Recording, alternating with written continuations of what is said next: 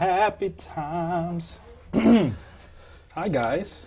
Yeah. How are you guys doing today? Pretty decent. Good. Pretty decent. We're feeling good. We're feeling good. Got some Mountain Dew Kickstart ready to Word. do our first official podcast. Sip it. Go ahead, sip it. I'm just gonna leave my can over there. We're not gonna talk about it. You have the bad can. I do have the bad can. Like I lost today. I lost this week. That's what it was. Orange citrus is not. It's not as good as fruit punch. No. It's not. No. It's. Dude, I'm telling you, I like the coconut water stuff that you got us last week. That's good. Well, let's not be like that other comic Where we podcast. just randomly talking about Brian. Yeah, Let's jump into this. Let's jump into this. So, fellers, I got some questions for you. I mean, there's some stuff that's going on. The internet is a flutter. They're all a storm on this one. Yeah. This Batgirl cover thing. What are your words on this, guys? Come on, talk to me.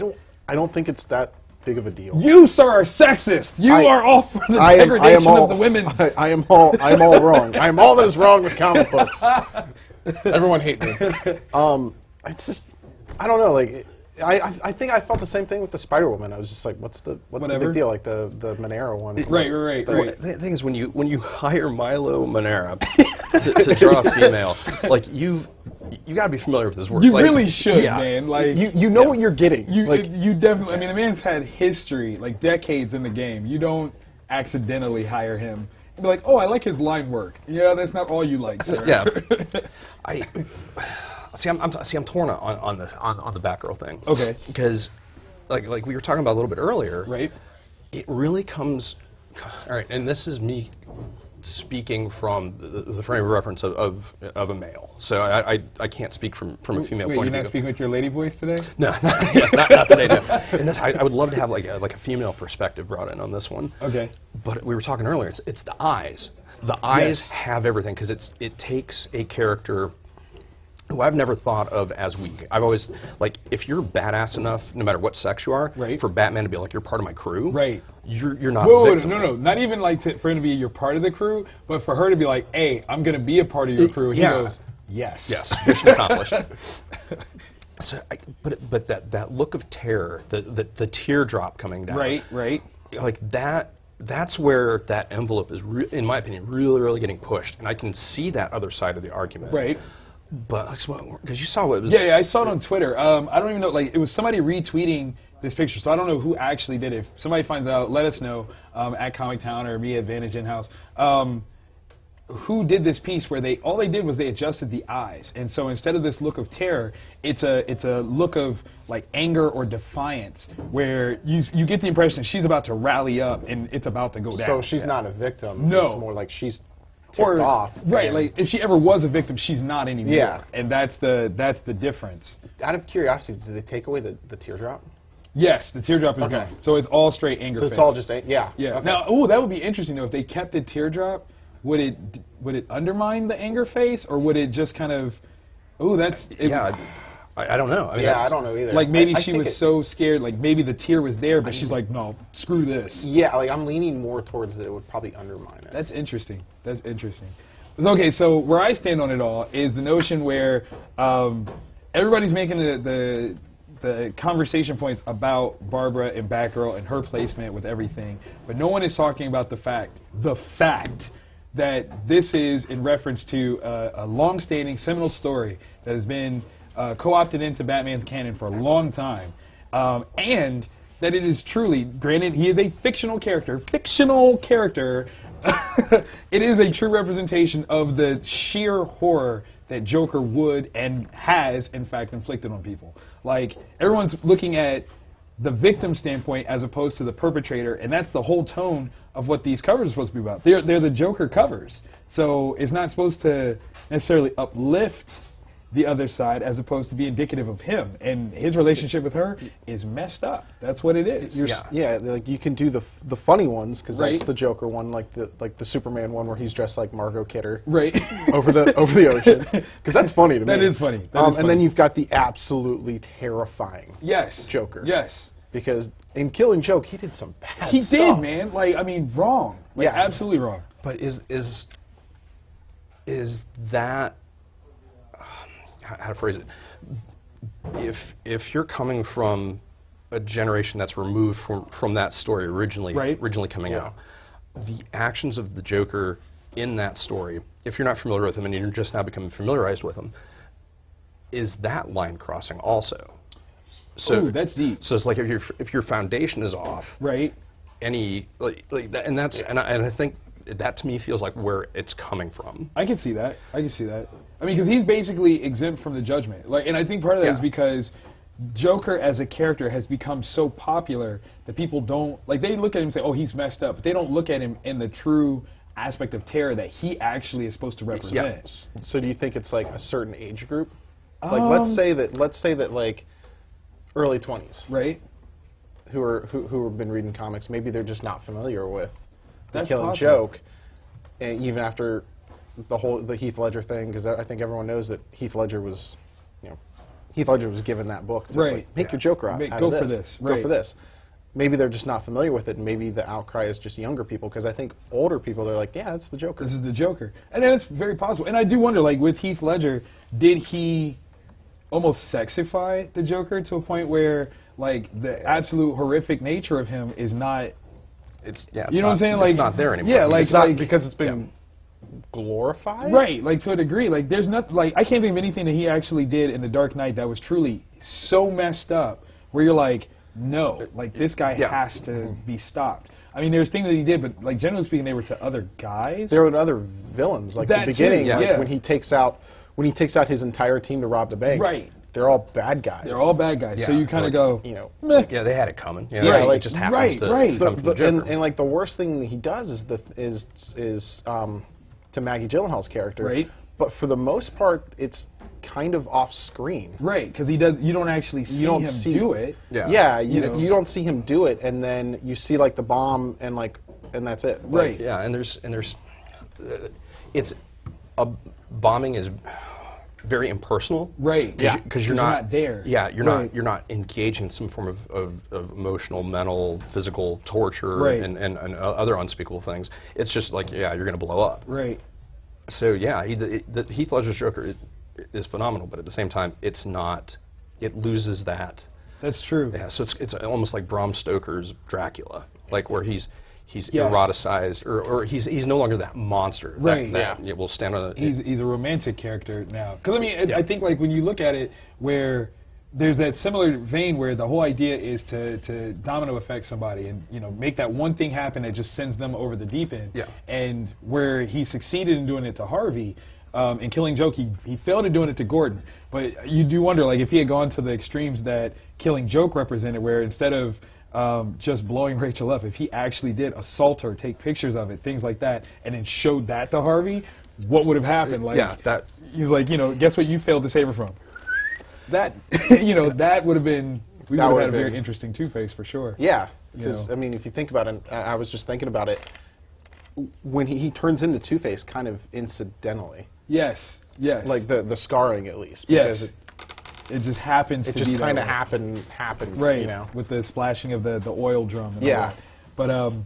But yeah, I don't know. For me, it's a very interesting thing where people are more so speaking to the character of Batgirl or the creative teams behind it, but not the character of Not the character Joker itself. Yeah, Yeah. like they're not speaking of him at all. And I think that if you do have that form of the conversation, it balances things out where you have to have an understanding and acceptance of what he's like. I mean, this is a guy that has shot, maimed a woman without any, like, he didn't say anything. She opened the door, he shot her. Boom, done.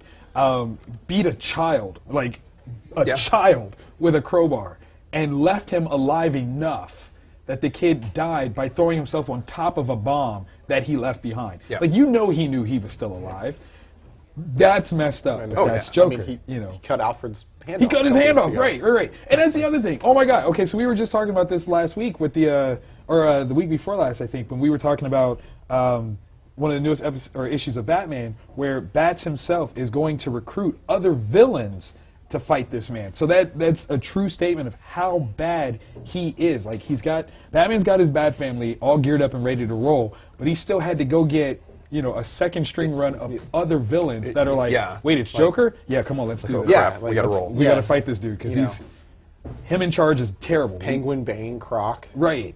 You know, Like, he's going to that's- destroy the city, and it's your city too. Right. You're going to have nothing. You're gonna have left to nothing, and they're conquer. like, "You're right. Like Yeah. we got to stop this." So this is the level. I think that's the interesting part. Like I said, overall, it's just he's the focal point, and nobody's paying attention to that.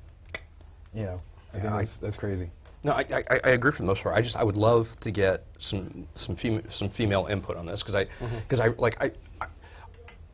all of the points we're making make sense to me. Right. But I want to be able to appreciate and understand the other side of the aisle. Gotcha. And that's where I don't know. It's weird. It just kind of feeds into like recently DC has been mishandling their female characters. Yeah, yeah. And like is this just the final straw, or is this the culmination of every other fumble?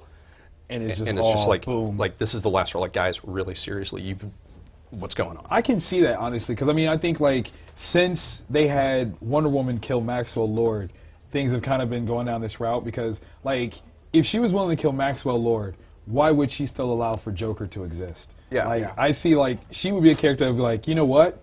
I've already started the ball. Let me just go ahead and start handling people. Yeah. You know, Bruce, yours has got to go. This, Lex, sorry, Yeah. we might not be able to tie you into everything, but I'm gonna wrap this lasso around you and make you admit to everything you've ever done. And especially with his connection to Kal-El. Like, Absolutely. Like Absolutely. they are a couple. Right, At what, right. At what point will a warrior not step up to defend their partner?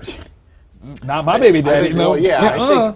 I think that's interesting to go into with the New 52, but I think the Maxwell Lord, I think it's out of continuity. Is it out of? It's Yeah. Yeah, Who well, I knows? mean, what's to say that everything else won't be out of continuity? That's true. I That's mean, true. yeah, That's true. stupid I mean, after all sexy. this noise, like, Yeah, stupid no, sexy Batgirl was New never shot. 52. Killing Joke never happened. Yeah. Yeah. But Joker Yeah. actually works for Hallmark and writes the funny cards. ding dong, telegram. That's what it was. Candygram for Gordon.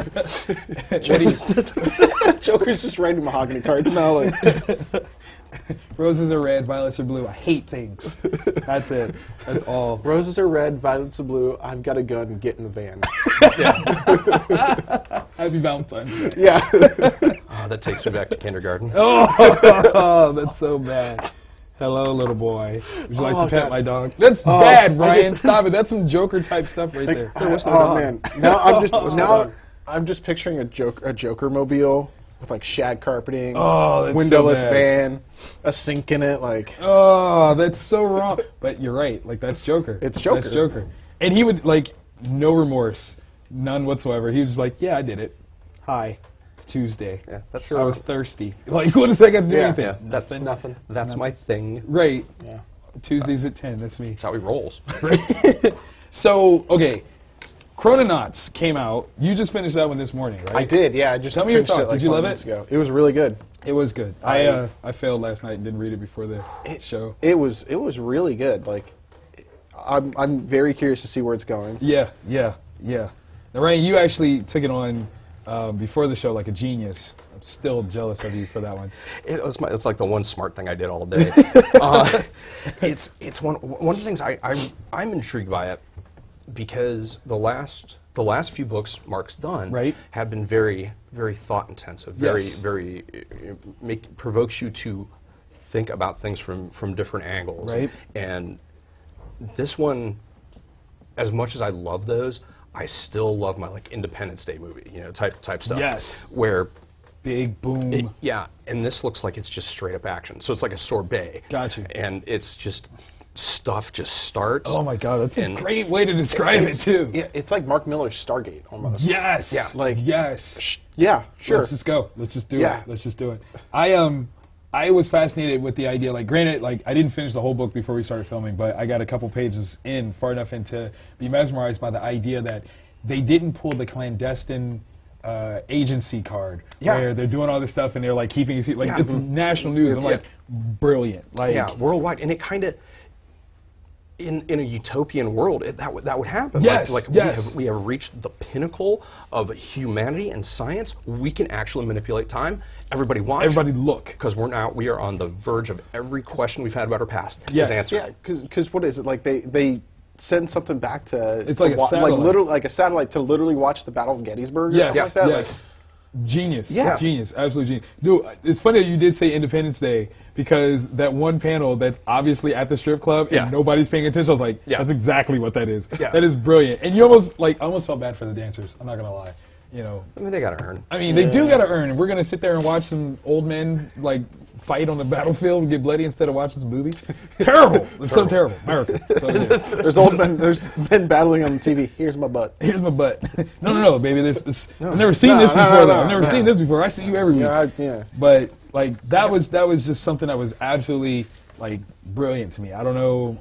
Like I said, I can't even tell you exactly why the non-clandestine notion of it all was so cool, but it just absolutely was. Yeah, it's because everything else is like secret government agency, secret paramilitary project. Can't see it, don't know. And like a lot of Mark's stuff has that aspect to it. And then this one, he's like Nope. no, we're going to make this the biggest event that it should be if it were to happen. Heck yeah. And it works. It's the scene where the nuns are watching. Yes, right after he's the all with the point. Because you even see the priest, he's doing it back. You're like, that's bad. It's so bad. You're gonna have every woman from here to Timbuktu. Throwing it at you. Everyone can see that, right? Yep. Obviously. And the double Come on. the double guns shoot him a Gavin. It's definitely what shooter. I think his run on Fantastic Four was really good because I think he got Johnny so downright square, and that's that essence where he's like, psh, whatever, it's all good. I got this. But okay, so you were exploring some stuff earlier. I did. You found Okay, some connection. I did. I had a nugget, and so I had to tweet Mark about it, which was awesome. Okay, so we already know that all of his books in the Millar World verse are connected. He's been very open about at least now how they're connected. You've got Superior. Kind of taking place in the same world as Kick-Ass, and then you've got Jupiter's Legacy and Super Crooks all happening in the same universe. I think actually, I don't know about Jupiter's Legacy, but I think Super Crooks is same as Kick-Ass and Superior, so maybe... No, what they are fictional worlds in their world. So Jupiter's Legacy and Super Crooks are movies and comic books in their world, whereas... Ignore me, I derailed you. Continue. No, you were right. I was wrong. Shame on you. Yes. Ha! No. So since we know that, I'm really keen on looking for these different connections. Ryan just demoted you, just in his mind. I'm just I can see in my periphery just the head shake. Shut your face. I'm not upset. I'm just let down. Are you disappointed? Disappointed. Oh, he just fathered you. Yeah, he just got sunned right there. I'm sorry, yo. Oh, it hurts. But So in this one, I asked Mark, I tweeted him and asked him, I said, okay, you made a reference to a specific year, which is a glorious year, 1986.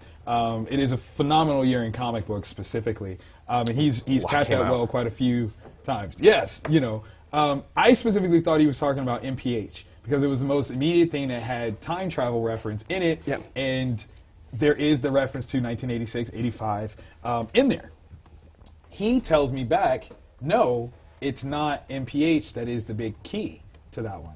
Any guesses on that one? Anybody want to? I mean, I know you guys technically kind of already know. Yeah. Anyone out there want to guess? Yeah. Ooh. Put your thinking cap Put your thinking caps on. Thinking caps. The beginning is the end is the beginning. Think about it. Okay, we're tired of waiting. Okay. Yeah. It is Wanted. Yeah. Yeah, the whole big superhero battle stuff in Wanted happens in '86. And possibly causes this big crazy time storm thing, whatever, that actually sets all this stuff in motion. I am utterly fascinated by this. I am almost more excited about that connection than Chrononauts itself, just because I'm curious as to how all it's going to fit together. I'm a nerd that way. I'll admit it. How far in advance was all this planned? He said this is a 20-year plan. I kid you not. This is what he has told me. Because Wanted came out in 02? Earlier than that, I thought. Earlier than that? Yeah. Okay. I thought this was It was 2000s, maybe, early stuff. Yeah, I can't remember exactly without grabbing the trade paper back, but it was. Yeah, and looking, It was early enough that I think Eminem had just topped out. Oh, okay. And so that's 98, 99? Maybe 99, 2000, somewhere around there. Maybe 2001. Because there was a report like one of those very factual reports off Right. MTV that was talking about how this this up and coming writer Mark Millar, the movie or there was apparently the comic wanted had been optioned and it was Eminem was gonna. yeah. Play Wesley. Yeah. Oh, that would have been awesome. And- I'm not gonna lie. Yeah, and I immediately ordered extra 100-some copies of everything. Genius. But yeah, like that notion of the connectivity of that is just breathtaking to me. It's like early Marvel, where you had all these different titles and they went on their same tracks and they were all supposed to take place in the same place, but they didn't reference each other until they did, and then it was, oh wait, we can actually weave this all together. And so Yeah. the notion of that is kind of brilliant to me. I am curious though, like considering that Kick-Ass and Superior are supposed to be in the same universe, where Kick-Ass 3 obviously ends where Superior ends, where they're leaving, or where Superior begins. Yeah. I think that's going to be very interesting in the context of, you had these faux superheroes, and all of a sudden you now have a real one that kicks off. I think that's very, very interesting. Does his plan extend to? Because there was that Marvel miniseries 1985. Yes. Does that? I think so. Because I think unofficially, like, all of these different things had a connection to them, where Old Man Logan, has the Yeah. same context of what they said and wanted, which was all the Yeah. bad guys teamed up and was Yeah. like, hey, let's do this. So, I don't know. Like, watch out, Multiversity. I feel like this one is kind of doing it. Is a in bit bit more. Yeah, a little better. A little better. It's more accessible. Yes. I mean, I love Multiversity, but I love that kind of wackadoo. Yes. Like where I've got to go anything that challenges my knowledge of like quantum physics and occult lore. I'm like, Yes, bring it. But I mean that's mean I'm like on 7 government watch lists probably. So Every time you get Fight Club, they're like, that guy again. that guy, damn it. You are right on. now. Yeah, I mean pretty much. Yeah, like every time Google search. They watch Oh you. man, They watch you. he looked up Jack Kevorkian today. Again? It's I don't think my health insurance is going to last long enough for it to. So I gotta. figure out some things, guys. I'm sorry. Yeah, I mean, you have to have a welcome home mat at your front door and some kind of mat on your back door. So just There it life's is. a journey. There it is. That's it. That's how you gotta do it. But you guys have interesting things that you have to deal with as shop proprietors. How do you feel about Loot Crate and other geeky direct market vendors like such? Is that a good thing for the industry? Is it a good thing for you? Where do you fit on that? I don't mind it. Like I want to get in on it. Right. I don't want to start doing my own. It's interesting because you get it gives collectors the opportunity to get cool, unique stuff. Right. There's only been one instance I can think of where it has directly negatively affected a sale. And that was one person that was going to buy Star Wars #1, but there was a Loot Crate exclusive. Got you. And so they went for that one. Is it impacting the industry? Like, are there books that are advancing in sales because of Loot Crate? Yeah, there are a couple like Rocket Raccoon, and last month Orphan Black was #1. So I'm in kind of the mindset of what's going to get the book into more people's hands. Got you. And for a company like IDW, where it was the highest selling IDW book of all time. That's pretty good. So I can't knock that. Right. So, okay, since I self-publish, as a publisher, that's something that I should try to look into, is to possibly try to get something of mine into Loot Crate, because it gets you ridiculous exposure. that's true. That's true. I wonder with Orphan Black, how many people signed up for that Loot Crate or are getting their first real taste of comics from that. Okay. Because not everything is purely comic specific. Like there's Right. like Funko Pops Right. and T-shirts and different stuff like that. So there might be people that are on, from our perspective, the periphery of what we do, Right. that are just now getting their first taste. And it might be what it there's an exclusive comic. I love Orphan Black. Season 2 is Let me jump to here. Yeah. Maybe they're only collecting Funkos, because I haven't gotten Loot Crate yet. And I've had multiple customers tell me how great it is. Right. And because I think it's $25 a month or something like that. Marvel's starting their own one. Okay. That's okay. just you get exclusive Marvel ones, and I want it only because you get an exclusive Funko Hulkbuster armor. That's awesome. That's awesome. Yeah.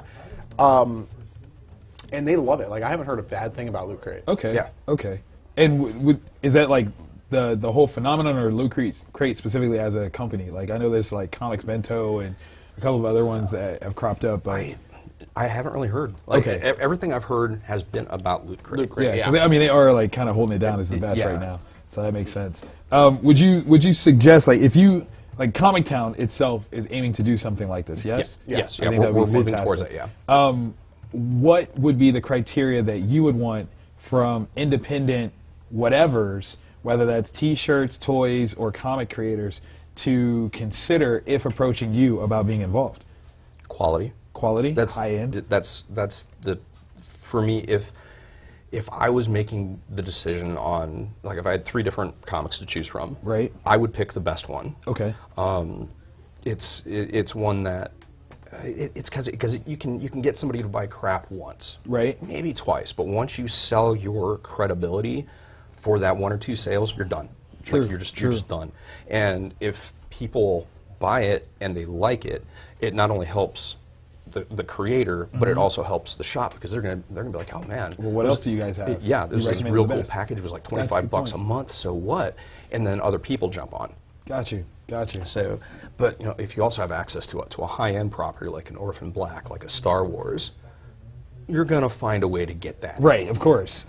I mean, that name recognition is a big deal. You've got people that will definitely already have not only like predetermined knowledge, but a fan base behind it. So that definitely makes sense. Yeah.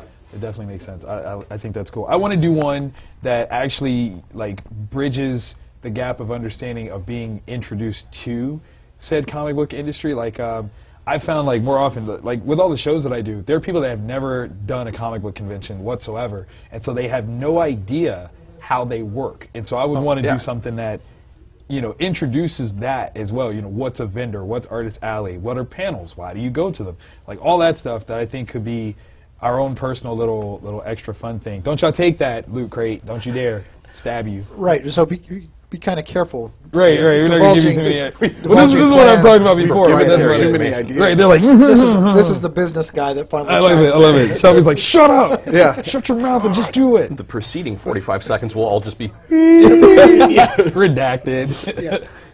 Actually, that would be hilarious. Please do that. It'll just be this really weird, like, 50-second time jump where, like, we're talking about one thing and then It just something cuts. completely. Just me rambling about, like, silver in my compound and militias. Just- But it's just in general though for retailers to be able to leverage something like that Yeah. is good, but if they don't, I could see it becoming a problem because it's Yeah.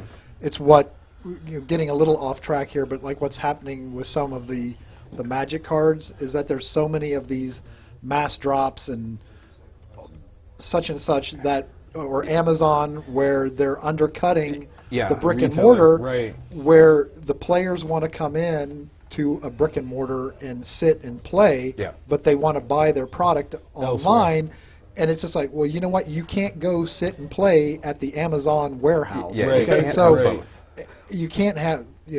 So anyway, I just think that can happen with this Loot Crate type of phenomenon too, where if everybody just you need to support your local retailer. Yeah. Got you. That's- Because That was my 2 cents. Like, no, Yeah. it was good. But no, okay, so that's kind of the thing that I was aiming for before was like, does this in any way, shape, or form undercut the brick and mortar stores? If so, how? And what might be some of the counteractions to that? So like, maybe like the idea is there are certain places that you can't use some of the things that you would get if like in the Magic sense. So like, if there's a Loot Crate exclusive, brick and mortars should feel just as open and entitled, if you will, to say, okay, you can't use that here because not everyone can get it.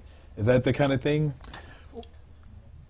Well, I would say that though it really comes down to whoever's producing the content, is that they make the decision on what is going to be exclusive to what entity. Gotcha. And what these content creators or these publishers or producers need to realize is that they cannot abandon their brick and mortar for the online audience only. Gotcha. If they're going to do something as an exclusive for online, then they need to have something comparable, not the same, but they have to have something comparable on the other end That will support. that will support the brick and mortar. Got you. Yeah, Got you. Got you. We are the foundation. Right. Like we're the people that are going to get new people involved. Right.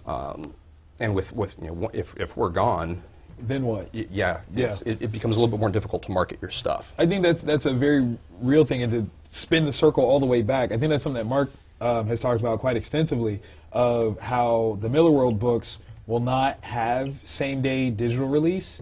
Like I want to say that he drops them direct market first to brick and mortars, and then like maybe a month later will he allow them to be sold digitally and things like that, because he does want to funnel that first wave of sales through the stores. I think that's why, like in the back of a lot of his books, he has like the listing of retailers that support him. So I think that's a good point. That's a really good point. One thing on the Loot Crate that I read online that I found interesting is that they're debating on books that are going to be Loot Crate, have covers that are Loot Crate exclusive, Right. to not put those numbers into the Diamond Oh wow, because they didn't go number through. because they didn't go through brick and mortar Got you. Got you. That to could get be the actual numbers. that could be interesting, because that way the inflation won't exist, and you'll actually have them be a separate entity. Because you'll see, thing happened with Rock Raccoon. Right. It was #1, and it, thousands of copies more than #6 did, because I think it was #7. I'm not 100% sure. Gotcha. And then it dropped. #8 just dropped down to like where Where it normally where it would've been. normally would have been. So I'm kind of curious to see where Orphan Black is going to be. Got you. Now, do you think, like, okay, so when they do something like this is the statement that it is the highest selling item. Does that equate to a lower long-term value of that book, or no? What's your thought on that one? Because, like, I mean, obviously, Death of Superman, high quantity sales, value of it now, Kaputski. Like, you might as well sell toilet paper. But it's because everybody has it. So is this one of those things where, while it might seem like a beneficial piece initially, it is not really good for a book to hit those kinds of inflated numbers long term, because it won't have long-term value? It creates a bubble early. Okay. Yeah. It really does. I mean, there's 3 different types of books. Looking at it from that perspective, one which immediately, it's got a cover price $3.99, but nobody can get it, so it's actually $20, $30 on eBay. Right. Books that never go anywhere in terms of price, and the ones that 20, 30 years down the line, that's when they start going up. Right. So if it gets a person to try a comic or try a title or try the medium the first time, Right.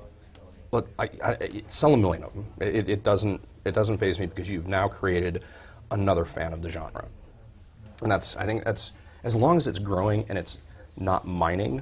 Because I've used the miner farmer analogy before. As long as they're not mining, where you find X thousands of customers, you rip them for as much money as you can, and then they drop off. If you're actively going out and farming and creating and cultivating new customers, new readers, new fans, then I'm all for it. Beautiful analogy. Like, I feel so warm from it. Like, seriously, it's like, well, the sun is shining, comics are being read. Yes, that's wonderful. I love it. I love it. But no, that's deep, man. I definitely was curious about how that stuff will kind of play out in terms of the changing market. I mean, I'm very much aware that the market is forever changing, and trying to see how you guys, as the cornerstones of it all, are holding it all together. That's always important. Yeah, because it's never stagnant. Like, it's constantly evolving as more forms of media, not just for consuming the product, but for finding out about the product, finding out other people's opinions, reviews, interactions with the creators. It's as different now from 5 years ago as 5 years ago was from like 20 years ago. Gotcha. It's just The leaps are just yeah. internet, baby, internet. I got you. So okay, so we've got some things going on this weekend. What do you guys got coming up? I know you guys got some cool stuff happening at the store. We have Magic pre-release this weekend for Dragons of Tarkir. That's the big one this weekend. Word. So we've got Saturday. We've got midnight, 10 o'clock, 4:30 Two-Headed Giant. Which is a team I know you may not be I have familiar with no it. idea what you're saying to me right It's- now. Like, I have this look of total and and utter like yeah. confusion. I'm Confusion, sure. yeah. I'm like, oh, No, two-headed giants. For Penis someone dog. like me who, Fantastic. So, is this where you bifurcate the? Right. yeah, for someone who I haven't played in a decade. It's interesting. I know Shelby plays. Right. Not to call Shelby out or anything on it or anything, but it's Two-Headed Giants, a team based. Okay. So you kind of coordinate. Shelby, you have a little bit more than. So, Yeah, well, it's team play. Like what Yeah, you're team saying play. is that you and your partner act in concert with each other, Right. and without getting into the minutia of the mechanics of it.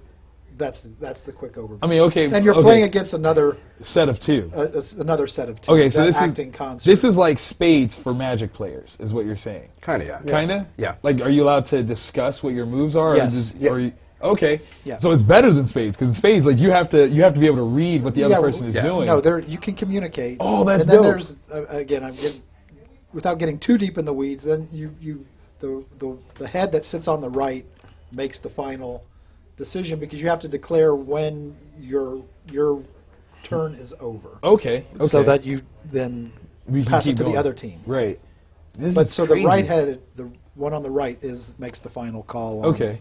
So is that like a position of power that you have to earn? Like, do you like paper rock scissors for who gets to be the right head, or like, is it like a experience criteria? The last knife fight that we had. Yeah. Like We're still cleaning it up. I pull a Joker and just like break a pull cue and like Go for auditions. it. So Go for it. who gets to be the right head? Yeah. I have one spot. After the Two-Headed Giant, shortly after, we've got 5 o'clock, and that's all Saturday. Okay. And God, then you guys are booming. Sunday is 10 a.m. to 5 and 5 p.m. on Sunday. You'll see my bright, shining face all night Friday night. Oh, yeah. Probably. Oh, yeah. I'm yeah. not coming in. Yeah. Boss rules. Yeah. Sorry. Because I'm normally pretty good, but like 4 a.m., 5 a.m., I hit this wall, and I'm just not a happy You need some camper. Kickstart, yo. Get I some do Kickstart in have your heart. Kickstart. 'Cause you got Kickstart. It's just, sometimes you need to get Kickstarted again. That's what it is. Yes, exactly. Kickstarter one more time. I dig that. I dig And then that. you've got something going on. I this do, weekend, man. I actually traveling to Orland Park for DanCon. It is making its glorious return. It's a beautiful little show, actually. It's like a single-day piece, but very book-friendly, which I think is very exciting. Like this year, I've done all books. Like I've stepped away from the 8-bit stuff, and I've been rather successful. Not to toot any own horn, but I am going to touch my back here very repeatedly. But yeah, this is a fun show that I think I'm really excited for because I'm returning to it with such like book-only focus. But there'll be some folks in the building, like Justin Castaneda, who I do Wonder Care with. My buddy Dirk Manning is going to be there. Last year, Josh Blaylock was there. So I don't know if him and Devil's Duo is going to make a reappearance, but we had a lot of other folks, J.M. Hunter, Marshall Lovelace, like a lot of folks. So it was good times. Jiba Anderson, I don't know if you know any of these names. Like you guys have the same face that I had when you were talking about Magic. I'm throwing out these names, you're like, I don't know who the hell you're talking about, Vic. But that's all right, though. Like, smiling out, smiling out. I'm going to get some books and bring them back to you guys. Yes. I think that would be cool. No. But yeah, that is, good stuff. Good stuff. So, yeah, we're going to have a busy weekend. But it's all love. It's all geekery. It's all geekery. Various forms. Various forms. We touch our tips, and it's wonderful. Cards and/or comics. That's right, cards and comics. Different forms of paper, but it's all crack. Right? Yeah, exactly. And we're all dealers. Yeah. 1,000% accurate. I know, right? Like it's different forms of paper, but we're dealing it, baby. Yeah. Who needs it? We got what you need. Come find us. Cheeseburgers. We're on the block, baby. You know what cat food tastes like? Wait, You know what I did to get this issue? Are you serious? That con exclusive pack? Oh, I was on my knees for days, boy. You don't know nothing. All right, I'm sorry. That was inappropriate. Please cut that out. And we're just going to stop right there before we get worse. We'll see you guys next week. I'm Victor Dandridge. Tim. Mostly Ryan. And Shelby. Love y'all. Peace.